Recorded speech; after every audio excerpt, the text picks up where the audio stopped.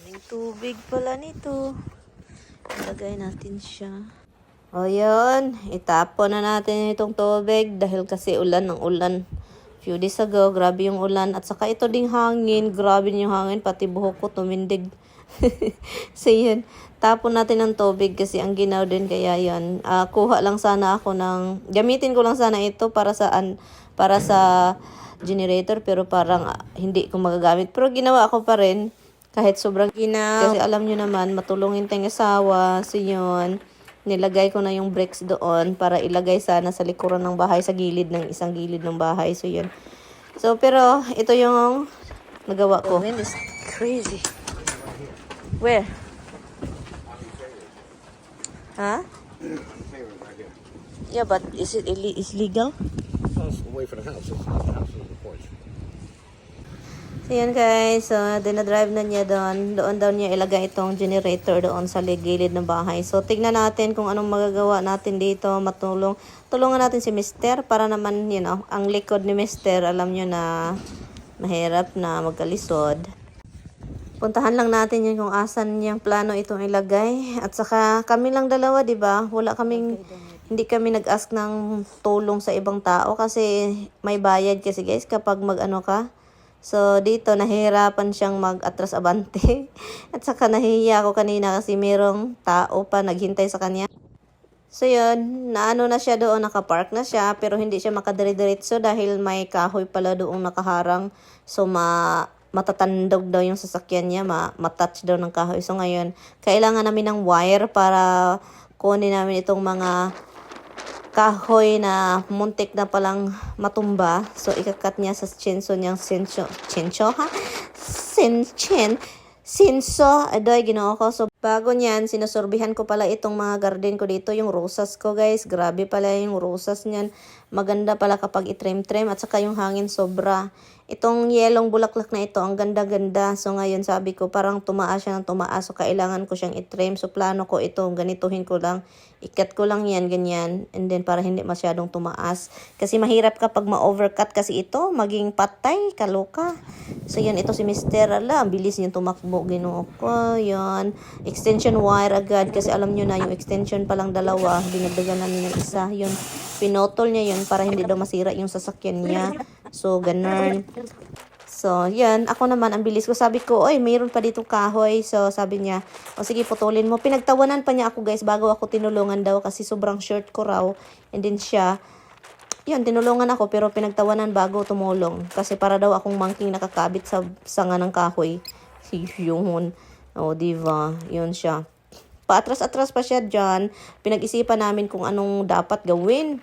Kasi parang mahirap kasi tilted itong area na ito dito. Tilted. So, sabi ko, sige na, okay na yan. Parts na yan. Ito yung pinakamahirap guys kasi sobrang laki ng generator. 2,000 plus pound po ito. 2,000 something, you know, pound. That means sobrang heavy guys. Basta kaya ang bigat na grabe yung kawawa kami ni Tami. Mas naawa ko kay Tami kaya nga nilabas ko talaga yung strength ko guys. Utot-utot talaga yung resulta guys kasi kailangan kong ilabas ko dun yung lakas ko kasi kapag hindi ko ilabas si Tami kawawa yun siya. Tugnan mo pag ganun pa ako dyan paluhod-luhod ang dala-dala ng so tinulungan ko talaga siya guys kasi ang hirap kapag walang walang katulong, tayo-tayo lang.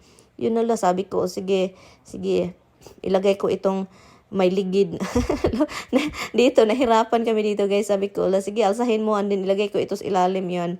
Sabi ko, gahi ka talaga ulo sa nahirapan. Sabi, natatawa ako sa nangyayari dito guys. Kasi nag-argue pa kami dito guys. Alam niyo ba yan? Ganyan kami guys. So, yun. So, sabi ko, napatay yung likod niya. Nawa talaga ako, guys, kasi tignan nyo na, sabi niya ang likod niya daw. So, pinugbog ko, guys, yung likod niya, guys. Kasi kawawa, kasi sabi niya, nahiya siya, guys. Kasi ayaw, wag daw isipin ng iba na matanda na siya, guys. Ang bigat. Nakakaloka. So, alis na si Tami.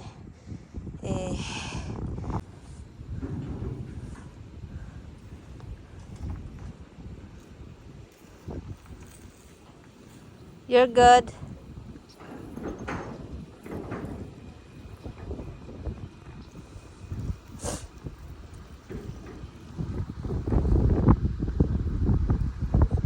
You're good. You're good. You're good. Keep going. No, no, you're good with the rocks. Just kind of like you're good. I can see that you're good. You just keep going. Keep going. You're good. You're the trailer is fine. It's turning. I don't know.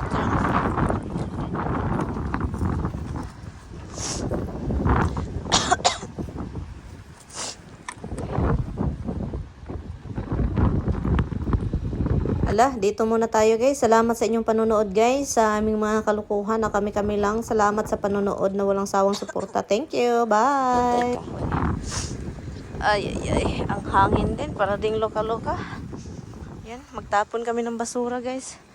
Pagkatapos namin guys, hello. Salamat sa mga nagbabalik.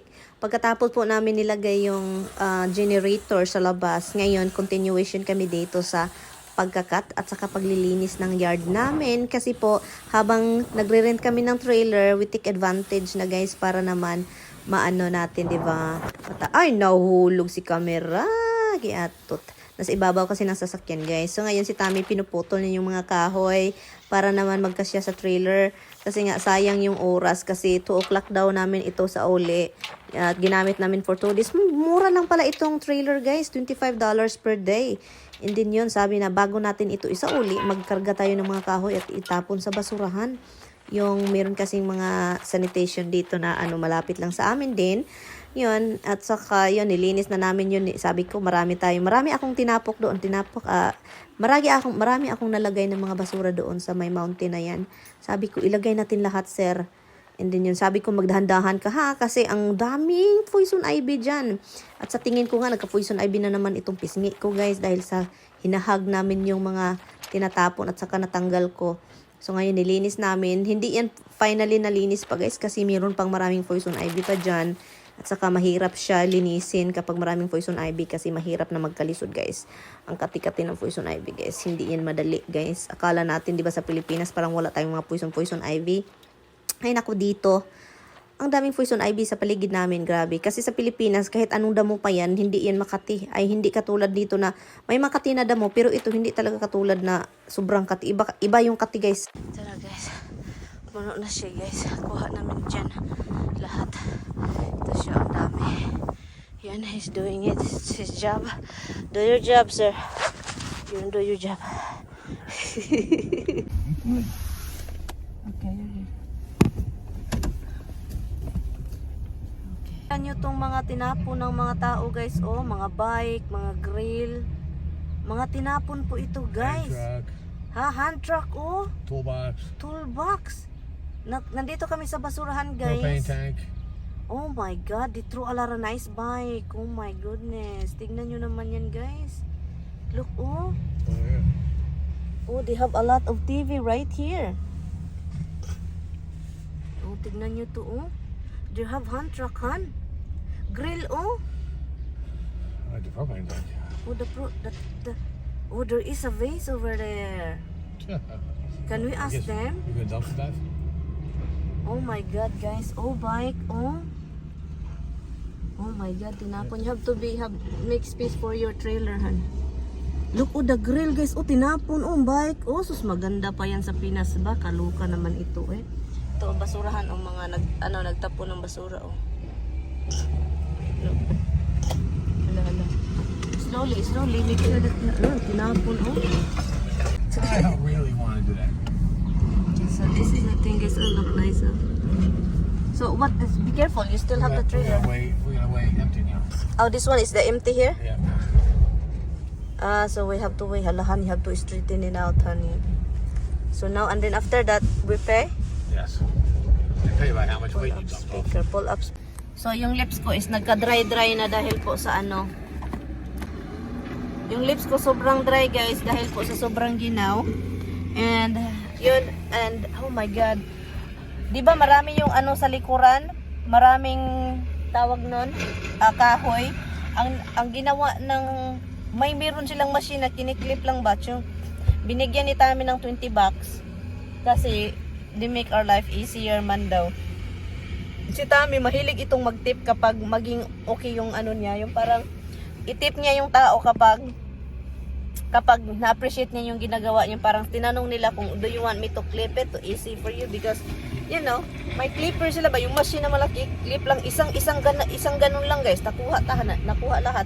So binigyan ni Tami na ano, pero guys, ang daming basura dito guys. Yung mga tao talaga sa Amerika, no? Tinapon nila yung nakita nyo naman, grabe, mga bike, mga grill, ang ganda ng grill, at saka dalawa yung grill doon. May maganda pa na grill isa. Yung bike, ang dami guys. Yung flower, mga hand truck. Oh my god. Hello, parang nagka-poison ivy ako dito. Pasensya na guys ha, yung lips ko guys, sobrang dry talaga guys. Sa sobrang hangin ng lakas. Grabe. How much is Because we're this? still good till June. I tell you, I usually do 6 months. So I give them 3 more months. And then I just got to do, How much is this thing? that was like $21. We got a $20 tip. Yeah. Yeah. Yeah, but you know, not for nothing, but the guy swept it out and everything. Even though we still got to sweep it. He did sweep it, right? Yeah. He swept it. Yeah, but not really good. So I'll sweep it out a little bit more when we get there. Guys, nag-usap kami ni Tami ba? Sabi ko sa kanya, galing kami sa labas guys, nag-ano kami, kakain lang, galing kami tapo ng basura. And then guys, we found the garbage, di ba? The bike, the thread, the thing. Guys, I really wanna ask the owner of the garbage company. But Tami said, he's embarrassed. Because the company owner guys is kapitbahay namin, yung across the street, mayaman yan guys. Sa kanila yung kumpanya na yan. So sabi pa ni Tami, ayaw daw niya kasi nahihiya si Tami guys. Nahihiya si Mister. Sabi pa niya, ayaw daw isipin ng kapitbahay na nagtapon kami pero nagkulik pa.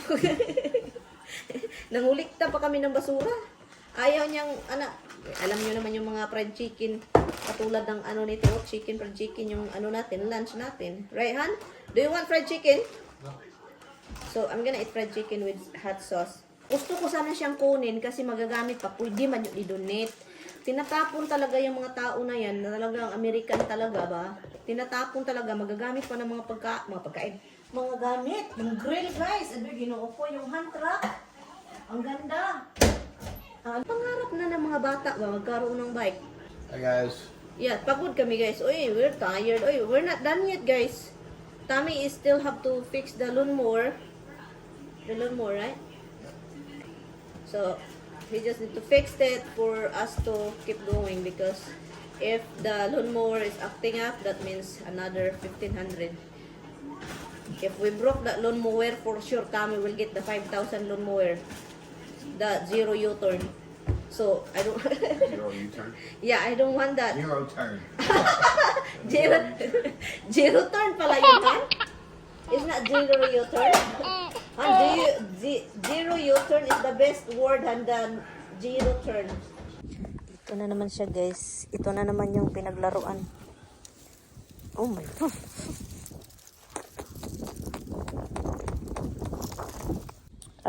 Remember, you need to know the size and the number. Did you get it? For what? Umalis lang kami guys para bibili ng tawag nito, yung pang sa lawnmower, yung filter at saka oil, yun daw. So yun, sabi ko sa kanya i-film ako pero hindi makinig. So nahiya pa siya kasi pinifilm ko daw siya, yung buhok niya is kahit saan na daw napunta. So yun, dito na nakauwi na kami, and then nilagyan lang niya ng oil yung lawnmower kasi change oil kasi ang dumi-dumi yung old oil. So yun. And tinitignan ko lang siya kasi hindi ko alam kung bakit alam niya itong gagawin, pero kailangan kasi alam naman natin na kahit anong gamit, kailangan lagyan ng oil like sa sasakyan. Dahil sanay tayo sa mga trabahong sa labas, sanay tayo sa mga hard na mga trabaho, yun. Ako na yung nag-cut ng grass kasi po napagod si Mister sa kakaano niya, sa kakaayos ng lawnmower at saka hakot ng mga mabibigat na gamit. So sabi ko ako na lang para hindi na siya magpagod pa. Tapos na ako guys. Tapos na ako ditong nag-cut sa buong bahay. Tapos At ito na yung ano oh. Maganda kapag tapos na talaga oh. Diba ang lawak? Ang ganda kapag nakat. This one, I can't wait for the ano dito, grilling honey. Psst. Hi guys, pasensya na sa mukha ko guys. Galing po tayo sa labas. Kalatapos ko lang nag-cut doon. And ngayon, maligo ako kasi sobrang mabango yung ano ko guys. Buhok ko like, my hair smells like grass cut. Yeah, I smell oil and gas and grass and mud. Anyway guys, we're gonna end the vlog. Say bye-bye love. Hi guys. Hi guys. Go in the shower. We're gonna go to the shower together because we're just stinky all day. At least we accomplished to do love, right? Yeah, we got some stuff done. Yeah. So anyway guys, thank you guys so much for watching. We will see you guys